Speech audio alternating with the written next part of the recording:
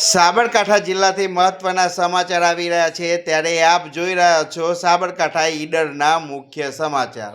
ગમખ્વાર અકસ્માત થયો હતો। આપ જોઈ રહ્યા છો કે બસ અને આઈસર વચ્ચે અકસ્માત થતાં 15થી વધુ લોકો ઈજાગ્રસ્ત થયા હતા। વલાસના અને ઈડર સહિતની 108ની ટીમ ઘટના સ્થળે પહોંચી હતી। સાબરકાંઠા જિલ્લામાં અકસ્માતનો દોર યથાવત જોવા મળી રહ્યો છે ત્યારે આજ રોજ વલાસના રોડ ઉપર આઈસર અને બસ વચ્ચે ગમખ્વાર અકસ્માત થયો હતો।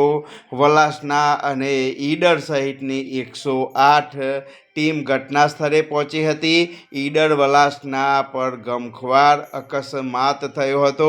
ઘટના સ્થળે લોકોના ટોળેટોળા ઉમટી પડ્યા હતા। સાબરકાંઠા જિલ્લાની વાત કરીએ તો સાબરકાંઠા જિલ્લાના ઈડર વલાસના રોડ ઉપર આજ રોજ બસ અને આઈસર વચ્ચે અકસ્માત થયો હતો। બસ અને આઈસર વચ્ચે અકસ્માત થતાં ઘટના સ્થળે લોકોના ટોળેટોળા ઉમટ્યા હતા। રોડ રસ્તા પર ટ્રાફિક જામના દ્રશ્યો સર્જાયા હતા। ઘટના સ્થળે પોલીસ આવી ટ્રાફિકને પણ હળવો કરવામાં આવ્યો હતો। બસ અને આઈસર વચ્ચે અકસ્માત સર્જાયો હતો। ઘટના સ્થળે લોકોના ટોળેટોળા ઉમટ્યા હતા।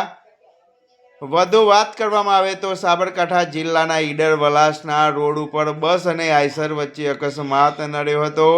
અકસ્માતને પગલે 15થી વધુ લોકો ઈજાગ્રસ્ત થયા હતા। ઈડર ખેડાલુ બસને અકસ્માત નડ્યો હતો। સાબરકાંઠા જિલ્લાના ઈડર ખેડાલુ બસને અકસ્માત નડ્યો હતો। 15થી વધુ લોકો ઈજાગ્રસ્ત થયા હતા। વલાસના અને ઈડર સહિતની 108 ટીમ ઘટના સ્થળે પહોંચી હતી અને ઘાયલ લોકોને હોસ્પિટલ ખસેડવામાં આવ્યા હતા। બસને અકસ્માત નડતા ચીચિયારીઓ સંભળાવા લાગી હતી। ઘટનાને પગલે લોકોના ટોળેટોળા એકઠા થયા હતા। સાબરકાંઠા જિલ્લાથી મહત્વના સમાચાર આવી રહ્યા છે ત્યારે આપ જોઈ રહ્યા છો કે ઘટનાને પગલે લોકો એકઠા થયા હતા। બસ અને આઈસરને અકસ્માત નડ્યો હતો। અકસ્માતને પગલે 15થી વધુ લોકો ઈજાગ્રસ્ત થયા હતા।